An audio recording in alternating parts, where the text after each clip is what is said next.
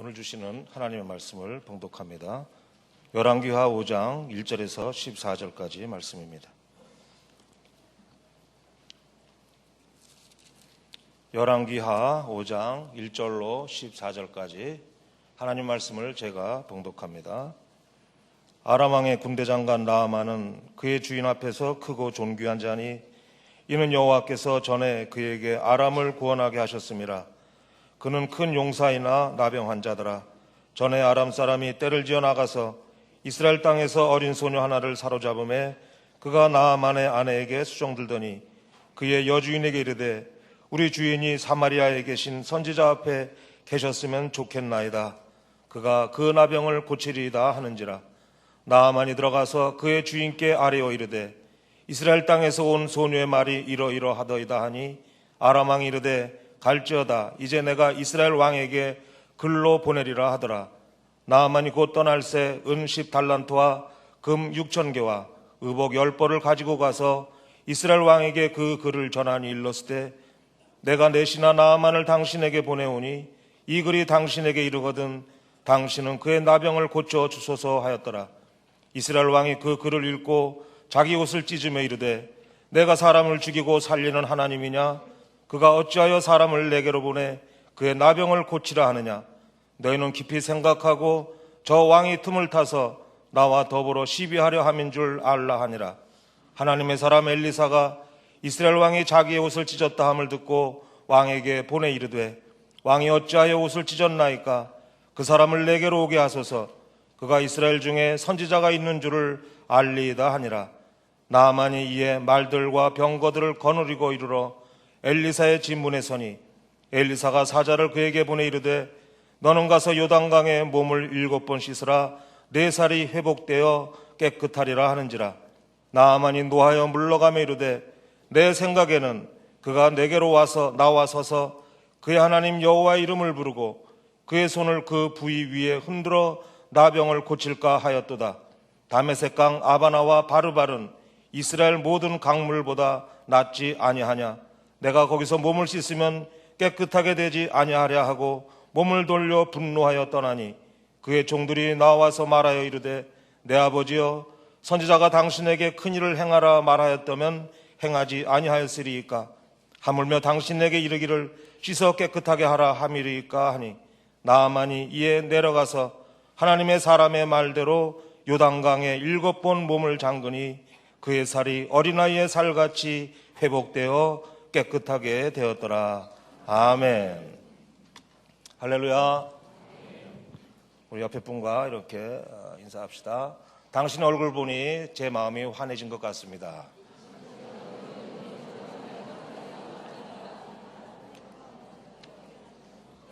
네, 한 번 더 이렇게 인사합시다. 잘 되고 있습니다. 염려하지 마세요.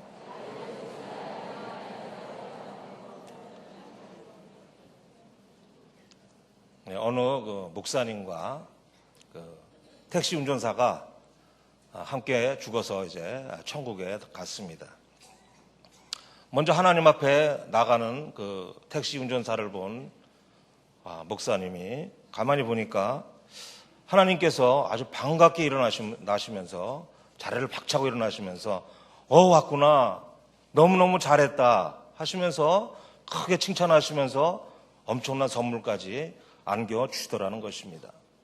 그 광경을 바라본 이 목사님이 뒤따라가면서 내심 흐뭇했습니다. 야, 나도 평생을 내가 목회했으니까 나에게는 저보다 더 어마어마한 또 칭찬과 또 상품을 주시겠지. 그렇게 하면서 이제 하나님 앞에 나가는데 하나님께서 왔어? 저리가 앉아있어. 그러시더라는 거예요. 그래서 이 목사님이 다급해져서 또 기분이 상당히 또 이렇게 상했습니다. 그래서 하나님께 왜 그렇습니까? 이유를 여쭤봤더니 하나님께서 그러시더라는 겁니다. 너는 내 말씀을 전할 때에 수많은 사람들을 졸게 해서 실족하게 했지만은 저 총알택시 운전수는 탄 손님마다 기도하게 해서 또 나를 향하게 했으니 얼마나 잘한 일이냐.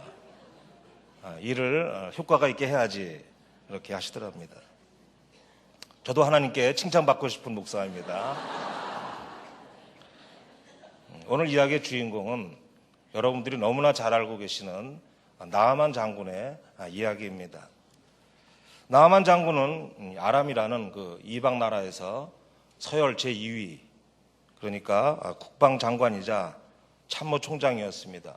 그러니까 왕 외에는 더 이상 올라갈 자리가 없는 그런 위치에 있는 사람이었다는 것입니다. 한마디로 말한다면 그는 모든 것을 다 가진 사람이었습니다. 하지만 이 나아만 장군에게 우리가 아는 것처럼 결정적인 문제가 있었다는 것이지요.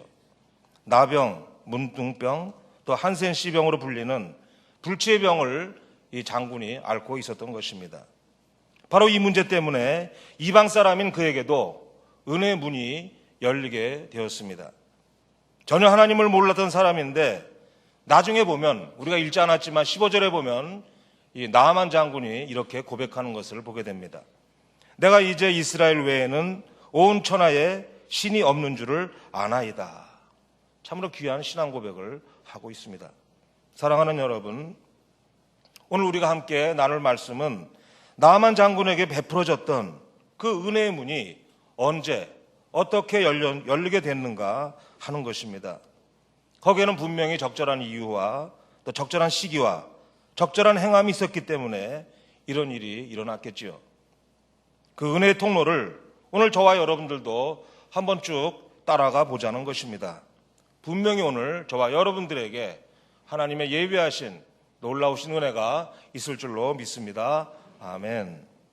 그러면 나아만 장군에게 어떻게 은혜가 임했을까요?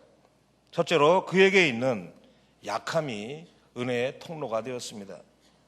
특별히 하나님의 은혜는 어떤 결핍이나 또는 약점, 가시, 그런 것들을 통해서 비로소 부어지기 시작한다는 것입니다.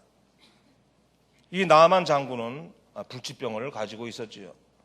그런데 바로 이 불치병 때문에 이 나아만 장군이 하나님께 나아가게 되는 동기가 되었다는 것입니다. 그는 그냥은 도저히 하나님 앞에 나갈 수 없는 그런 상황에 있는 사람이었지요. 사랑하는 여러분, 우리들도 이 세상을 살아가다 보면 문제를 통해서 하나님의 음성을 듣는 때가 있고 그제서야 하나님께 나가는 경우가 종종 있게 됩니다. 그렇다면 이것은 무엇을 말하는 것입니까? 문제 안에 하나님의 숨은 뜻이 있다는 것입니다. 그러니까 은혜라는 것이 우리의 결핍을 통해서 시작된다는 말씀입니다. 사실 우리가 원하는 것이 무엇입니까? 우리는 이 세상을 살아가면서 부족한 것이 없고 또 모든 게 잘 되고 걱정할 게 전혀 없는 상태를 원하고 또 그렇게 사는 사람들을 보면 부러워하기도 합니다. 하지만 그것은 오히려 하나님의 은혜와는 거리가 멀어지게 한다는 것입니다. 그렇지 않습니까, 여러분? 대부분 우리가 어려움을 통해서 하나님을 만나게 된다는 것입니다. 하나님께서는 우리의 연약함을 통해서 우리들을 불러주시고 우리의 결핍을 통해서 우리를 구원의 길로 인도하실 때가 있다는 말씀입니다. 다윗은 시편 119편 67절에서 이런 고백을 했습니다. 고난당하기 전에는 내가 그릇 행하였더니 이제는 주의 말씀을 지키나이다. 또 우리가 잘 알고 있는 사도 바울도 자기의 연약함 때문에 하나님 앞에 간절히 매달리지 않았습니까? 그 매달림을 통해서 그는 마지막까지 달려갈 길을 잘 달려갈 수가 있었던 것입니다. 그러니까 바울을 바울되게 했던 것은 오히려 지독한 약점, 육체에 있었던 그 가시 때문이었다는 것입니다. 그러니까 저와 여러분들에게 찾아오는 고난이나 또 숱한 그 문제들을 마냥 부정적으로만은 볼 수 없다는 것입니다. 그렇습니다, 여러분.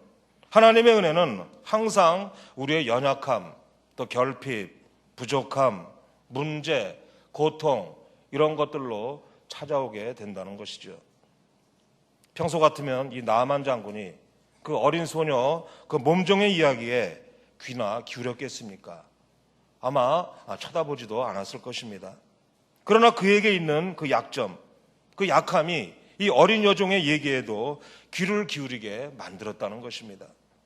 결국 나아만이 가지고 있었던 이 약한 부분, 이 질병이 축복의 통로요, 은혜의 통로가 되었다는 것입니다.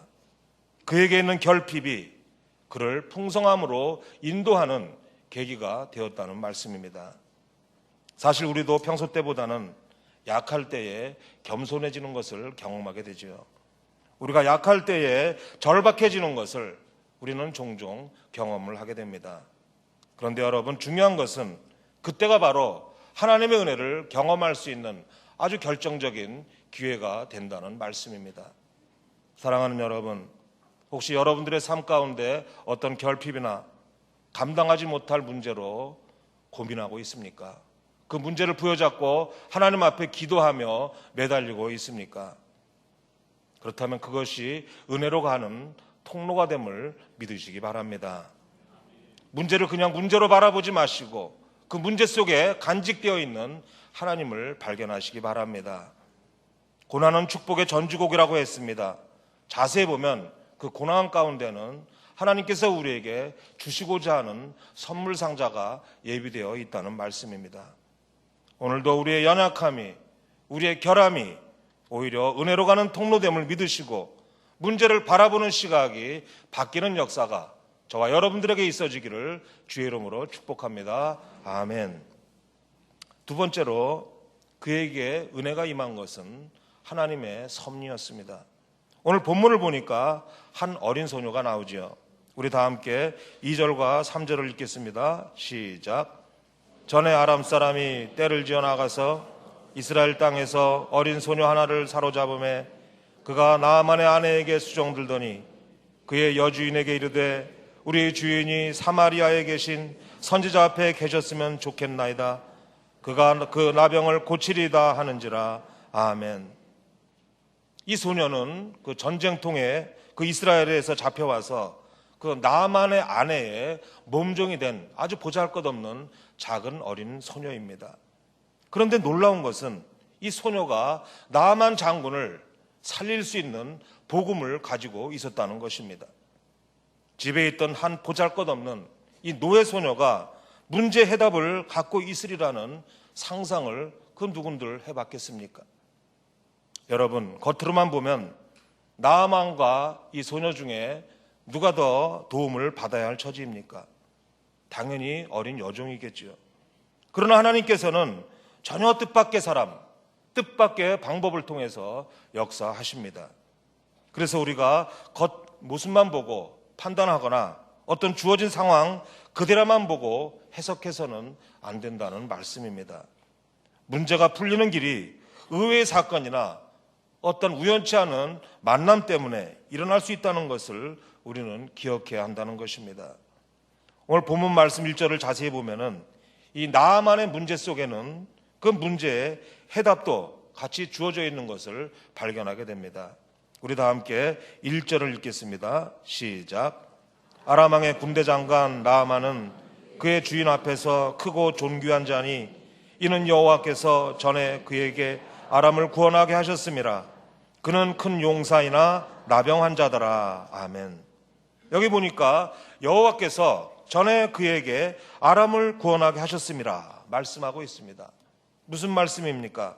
전날에 이스라엘과 아람 나라가 전쟁을 하게 되었는데 이 나아만 장군이 아주 맹활약을 해서 이스라엘이 패하게 되었다는 것입니다. 그런데 그 일을 누가 했다고 합니까? 하나님께서 그 일을 하셨다는 것입니다. 그렇다면 우리가 이렇게 생각해 볼 수가 있죠. 나아만 한 사람을 살리기 위해서 하나님의 택한 백성 이스라엘을 전쟁에서 패하게 하셨단 말인가? 우리는 이런 의구심이 들 수 있습니다. 하지만 하나님께서 행하신 일에 그 어느 누가 항변할 수가 있겠습니까? 우리는 여기에서도 온 열방을 향하신 하나님의 구속사를 발견하게 되는 것입니다. 어쨌든 이 사건은 나아만이 개인적으로 하나님의 은혜를 경험한 것은 틀림없지만은 하나님의 섭리 가운데 하나님께서 나아만을 사용하셨다는 그 메시지도 그 안에 담겨 있습니다. 전쟁에 이겨서 전리품으로 잡아온 소녀 속에 하나님의 손길이 담겨 있다는 말씀입니다. 이렇게 볼 때 정말 하나님의 섭리가 얼마나 오묘한지 우리는 깨닫게 됩니다. 하나님께서는 나만의 가정 안에 미리 은혜의 손길을 심어 놓으셨다는 말씀입니다. 사랑하는 여러분, 은혜가 멀리 있지 않다는 것을 기억하십시오. 대단한 일에 있지도 않습니다. 내가 손을 내밀기만 하면 닿을 수 있는 곳에 하나님의 은혜가 준비되어 있다는 것을 우리는 기억해야 할 것입니다. 따라서 우리가 생각을 바꿔야 할 것이 무엇일까요? 조그만 사건, 조그만 만남 하나라도 가벼이 대해서는 안 된다는 말씀입니다. 검고 낡은 보자기라도 그것을 풀어봤을 때 그 안에 다이아몬드나 진주가 들어있을 수 있다는 말씀입니다. 삶의 주변에서 일어나는 수많은 사건 속에서 하나님의 선물꾸러미, 하나님의 섭리를 발견할 수 있는 저와 여러분 될 수 있기를 주의 이름으로 축복합니다. 아멘. 세 번째로 하나님의 은혜는 내려놓음에서 왔습니다. 소녀가 전해준 말을 듣고 나아만은 이스라엘로 걸음을 옮기지요. 아람 왕의 총애를 입은 사람답게 그의 행차는 아주 대단합니다. 만약 병이 낫게 되면 그 보답으로 어마어마한 선물도 준비해서 갔습니다. 그런데 도착해 보니까 엘리사 선지자는 나오지도 않고 사환만을 보내서 한다는 말이 요단강에 가서 몸을 씻어라. 그러면 내 몸이 깨끗하게 나을 것이다. 이렇게 말했다는 것입니다. 이 말을 듣는 순간 나아만은 화가 났습니다. 우리 다 함께 11절과 12절을 읽겠습니다. 시작. 나아만이 노하여 물러가며 이르되 내 생각에는 그가 내게로 나와 서서 그의 하나님 여호와의 이름을 부르고 그의 손을 그 부위 위에 흔들어 나병을 고칠까 하였도다. 다메섹강 아바나와 바르발은 이스라엘 모든 강물보다 낫지 아니하냐? 내가 거기서 몸을 씻으면 깨끗하게 되지 아니하려 하고 몸을 돌려 분노하여 떠나니. 아멘. 나아만 장군은 자신이 이제 행차하게 되면 전 이스라엘에 나와서 자신을 열렬하게 환영해 줄 줄 알았습니다. 그리고 선지자라는 사람이 직접 나와서 굽실굽실하면서 자기 몸에 손을 대고 안수기도라도 해줄 줄 알았던 것입니다. 그러나 그것은 전적으로 나아만 개인만의 생각뿐이죠. 엘리사는 그를 강대국의 장관으로 본 것이 아니라 그냥 나병 환자로 봤습니다. 하지만 이 나아만은 어떤 사람입니까? 그야말로 자존감을 생명처럼 붙들고 살아온 사람입니다. 어디 가든지 그는 환대를 받았으니까 왜 그런 모습이 나타나지 않았겠습니까? 그런데 이 선지자 앞에서 그 모든 명성이 완전 무시당하고 있는 것입니다. 비록 나병에 걸렸지만 자존심까지는 죽지 않았던 나아만이었죠. 바로 이 모습이 우리가 어디서나 만날 수 있는 자연스러운 인간의 연약한 모습일 것입니다. 내 안에 치명적인 결함이 있는데도 속은 여전히 자기 것으로 꽉 차 있다는 것이죠. 죽고 사는 애 문제 앞에 있는데도 여전히 자기는 체면을 붙들고 있습니다. 정말 인간의 교만은 고개를 숙이지 않는 것 같습니다. 나아만은 분노하면서 이제 그 자리를 떠나려고 합니다. 이제 모든 것이 원점으로 돌아가려고 하는 순간입니다. 사랑하는 여러분, 우리 한번 이 시점에서 생각해 보시기 바랍니다. 지금 나아만에게 중요한 것은 병을 고치는 일입니다. 자신을 환대하느냐 홀대하느냐, 그것은 그렇게 중요한 일이 아니죠. 그까지는 멸시 한번 받으면 어떻습니까? 자기 불치병이 떠나가는데요. 사랑하는 여러분, 오늘 말씀 전하는 강대상에 보름달처럼 둥그런 그 달이 휘어청 떠올라 있지 않습니까? 여러분 좀 놀라셨죠? 그러나 여러분, 메신저가 누구냐, 예배 형식이 어떠냐, 물론 이것도 중요하겠지만 더 중요한 것은 그날 전해지는 메시지에 있다는 것입니다. 우리가 예배드리는 자리에 나와 있으면은 하나님의 인재를 경험하고 하나님의 말씀을 들을 때에 변화되고 치유되고 회복되어야 하는데, 그것보다 다른 것 때문에, 다른 생각 때문에 마음이 다쳐서 은혜를 못 받는 경우가 종종 있더라는 것입니다. 그것은 참으로 안타까운 일이 아닐 수 없습니다. 지금 나아만도 여기 온 목적을 잃어버렸습니다.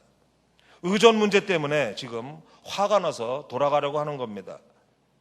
지금 그는 군대 장관으로 온 것이 아니라 환자로 온 것이죠. 그가 얻고자 하는 것은 자기의 명예가 아니라 회복입니다. 그런데 그에게 뭐가 문제입니까? 바로 교만입니다. 잠언 16장 18절을 보면 교만은 패망의 선봉이요 넘어짐의 앞잡이니라 이렇게 말씀하고 있습니다. 지금 그는 치료 직전에 있습니다. 이제 요단강에 7번만 들어왔다 나갔다 하면 분명히 낫게 되는 그런 순간에 있습니다. 그런데 교만한 마음이 그것을 순종하지 못하도록 막고 있다는 것입니다. 사랑하는 여러분, 세상 돌아가는 것과 똑같습니다. 복음이 없습니까? 복음이 없어서 죽는 것이 아니라 교만 때문에 영생을 얻지 못하고 있습니다. 길이 없는 게 아니잖아요. 길이 얼마든지 있는데 문제는 교만이, 자존감이, 자존심이 앞길을 막고 있는 것입니다. 쓸데없는 자존심 때문에 사람들이 은혜를 경험하지 못하는 경우가 많이 있다는 것입니다. 지금 나아만 장군이 거리끼는 게 무엇입니까? 선지자가 직접 나오지 않았다는 것도 화가 날 만한 일인데 그 방법이라는 것이 도저히 마음에 들지 않는 것입니다. 요단강에 목욕하러 들어가려면 어떻게 해야 합니까? 옷을 다 벗어야 되겠죠.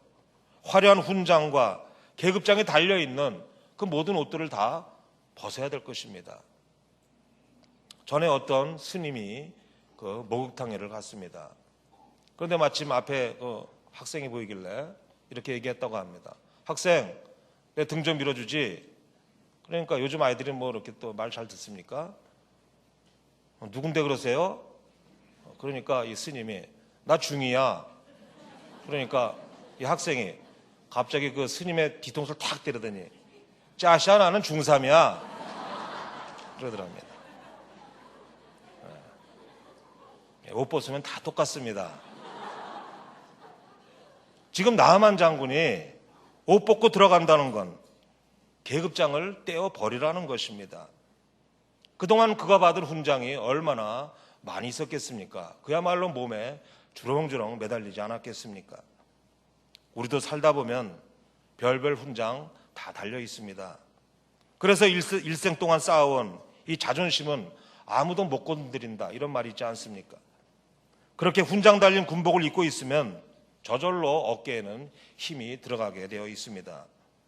그러나 여러분, 말씀 앞에 순종하려면 우리가 그 모든 것들을 다 내려놓을 수가 있어야 한다는 것입니다. 그것은 여러분, 십자가 앞에서 우리가 완전히 발가벗는 것과 똑같습니다. 나의 허물과 죄로 죽을 수밖에 없는, 나는 그런 죄인이라는 그러한 고백이 있어야 된다는 것입니다. 자존심을 꼿꼿이 세우고는 복음을 절대로 받아들일 수가 없다는 것입니다. 예수 그리스도를 받아들인다는 것은 나에게는 전혀 소망이 없다는 것을 나 스스로 인정을 해야 하는 것입니다. 내가 그냥 죄인 정도가 아니라 하나님의 아들을 십자가에 매달려 죽여버려야 할 만큼 그러한 끔찍한 죄인이라는 것, 우리는 그것을 고백할 수 있어야 한다는 것입니다. 십자가도 받아들이고 내 자존심도 내세워야 되겠다. 그것은 절대 이루어질 수가 없는 일입니다. 지금 나만에게 있는 방법은 VIP 딱지를 떼고 많은 사람들이 보는 앞에서 알몸으로 요단강에 내려가서 그것도 한 번도 아니라 7번이나 들어왔다 나갔다 지금 망신을 받아야 하는 일입니다. 사랑하는 여러분, 우리가 다 그렇지 않습니까? 인정하고 싶지 않겠지만 우리는 확실하게 나의 죄인됨을 인정할 수 있어야 합니다.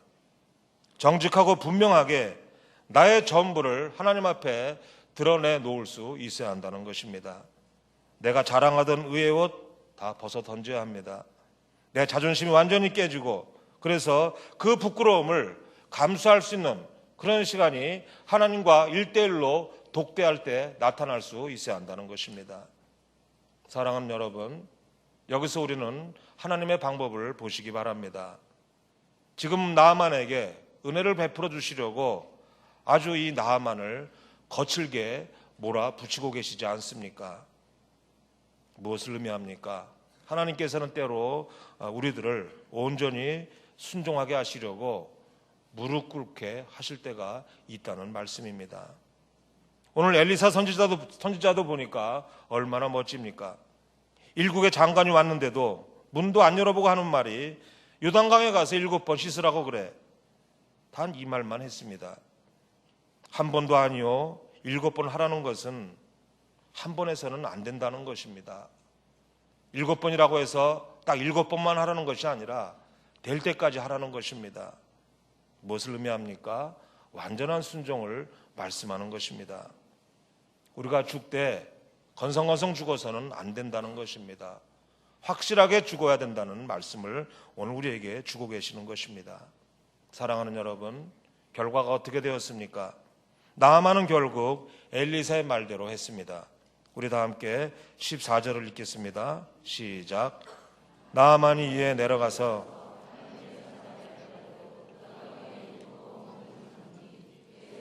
어린아이의 살같이 회복되어 깨끗하게 되었더라. 아멘. 아주 간단하게 끝났습니다. 목욕 7번 했더니 문둥병이 떠나갔다는 것입니다.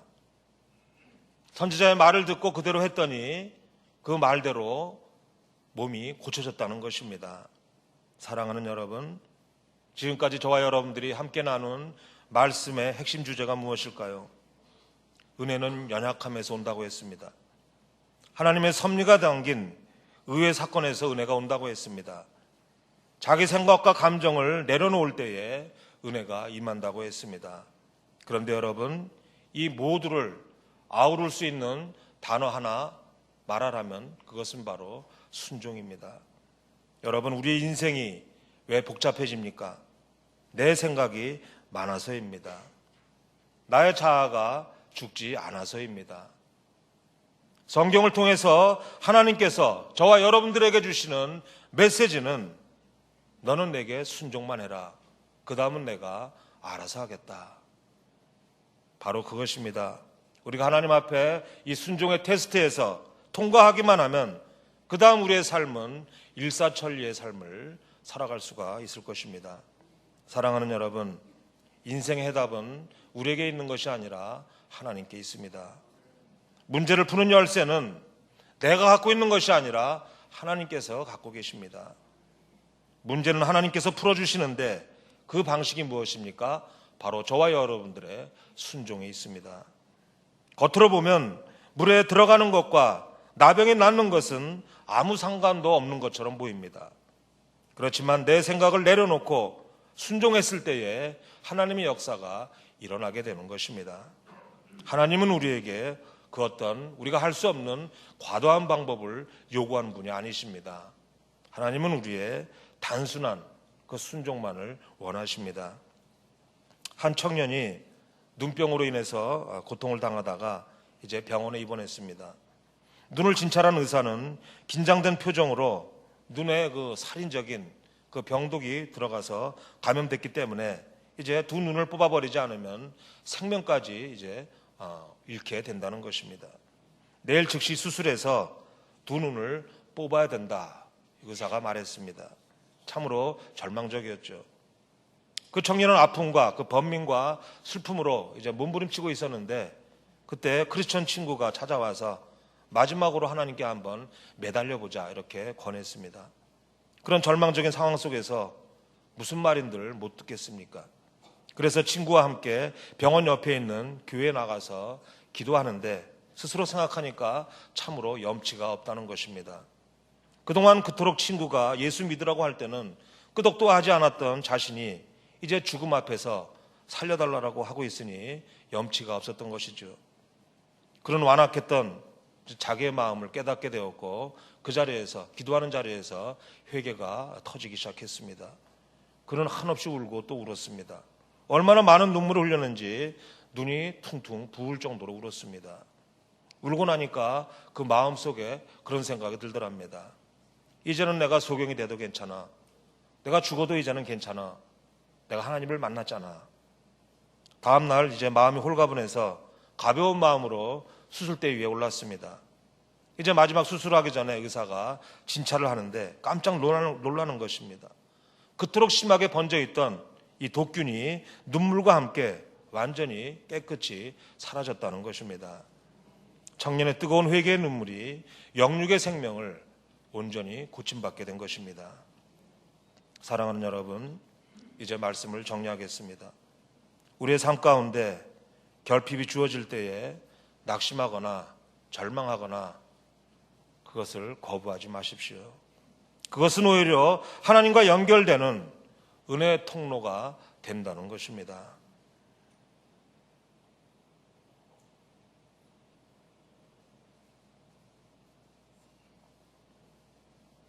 연약금 그대로 가지고 나가서 하나님 앞에 은혜의 통로를 찾으시기 바랍니다. 하나님은 의외의 일이나 만남을 통해서 우리를 은혜의 길로 인도하십니다. 따라서 우리의 삶에 그 어떤 것도 우리가 소홀하게 여겨서는 안 될 것입니다. 하나님은 원수라도 우리를 능히 돕게 하실 수 있는 능력 많으신 하나님이십니다. 무엇을 말합니까? 우리의 삶에서 진지한 신앙인다운 삶의 태도를 보여한다는 것입니다. 또 내가 자랑스럽게 여기지만은 그것은 사실상 거추장스러운 옷 아닙니까? 십자가 앞에 나가지 못하게 하는 그런 옷들을 우리는 훌훌 다 벗어 버려야 할 것입니다. 우리가 그렇게 순종하며 나아갈 때 하나님께서는 놀라운 기적과 은혜로 우리를 감싸 안아 주실 것입니다. 예수 그리스도께서 순종하심으로 저와 여러분들을 구원해 주신 것처럼 우리도 순종할 때 하나님의 풍성한 복과 기적을 누리는 삶을 살아갈 수가 있을 것입니다. 그렇게 활짝 열린 은혜의 문으로 들어가서 쏟아지는 하늘의 은혜를 마음껏 누리며 살아갈 수 있는 저와 여러분들의 일생이 될 수 있기를, 평생이 될 수 있기를 주의 이름으로 축원합니다. 아멘. 기도하겠습니다. 참 좋으신 아버지 하나님, 연약하고 결함투성이었던 우리들을 구원해 주시고 하나님의 자녀, 하나님의 백성 삼아주심을 감사를 드립니다. 우리의 인생 가운데 나타나는 결핍이나 어려움들이 하나님의 은혜 안으로 더욱 깊이 들어가게 하는 통로임을 깨닫게 하셔서 그동안 자랑 삼아왔던 모든 것들을 내려놓고 날마다 하나님만을 의지하며 말씀에 순종하는 선명한 신앙인들 다 될 수 있도록 인도하여 주옵소서. 예수 그리스도 이름으로 기도합니다. 아멘. 아버지 하나님 참 감사합니다. 우리들을 주께서 사랑하시사 하나님 앞에 오늘도 예배자로 서게 하시며 주님께서 귀한 종을 통하여 풍성한 은혜의 말씀을 허락하신 것을 감사합니다. 주님 앞에 우리가 그 말씀에 늘 순종하되 순종의 방해가 되는 모든 자존심과 우리의 완고함을 내려놓게 하여 주옵소서. 그리하여 문제에 오히려 하나님의 은혜를 더욱더 깊이 발견하게 되는 축복의 통로가 되게 하시며 문제와 고통이 문제와 고통으로만 끝나지 않게 하여 주옵소서. 아버지 하나님, 주께서 주신 은혜를 생각하며 우리가 땀 흘려 수고한 그 열매로 하나님 앞에 올려드립니다. 하나님이 허락지 아니하시면 어느 것 하나도 우리가 얻지 못할 텐데 주의 은혜로 얻은 수확 가운데 하나님의 말씀을 따라 정직하게 10의 1조를 또한 우리의 삶에 일어난 세밀한 하나님의 간섭과 사랑과 은혜를 생각하며 감사를 주정 헌금과 모든 선교 헌금과 구제로 하나님 앞에 올려드립니다. 비록 변변치 못한 적은 것일지라도 주님을 향한 우리의 작은 사랑을 보시며 아버지 하나님께서 우리의 편손을 부끄럽게 마옵시며 받아주시옵소서. 사랑하는 우리 성도들 오직 주님께로만 받기로 결심하게 하시며 불로소득 일확천금 꿈꾸지 않게 하여 주옵소서. 하나님, 성실하게 일한 땀의 열매를 30배, 60배, 100배로 그 필요를 따라 공급해 주옵소서. 우리 성도들 건강의 복을 주옵소서. 마음의 평강 주옵소서. 부부사랑 돈독하게 하시며 하나님이 선물로 주신 우리의 자녀들, 우리들보다 오히려 더 큰 믿음의 사람 되게 해 주옵소서. 이제는 우리 주 예수 그리스도의 크신 은혜와 하나님 아버지의 한없는 사랑과 성령의 교통하심과 충만케 하심이 스스로 내려놓고 꺾고 무릎 꿇고 순종하겠습니다. 결심하며 나아가는 사랑하는 모든 성도들 위해 이제로부터 영원토록 함께 하시기를 간절히 축원하옵나이다. 아멘.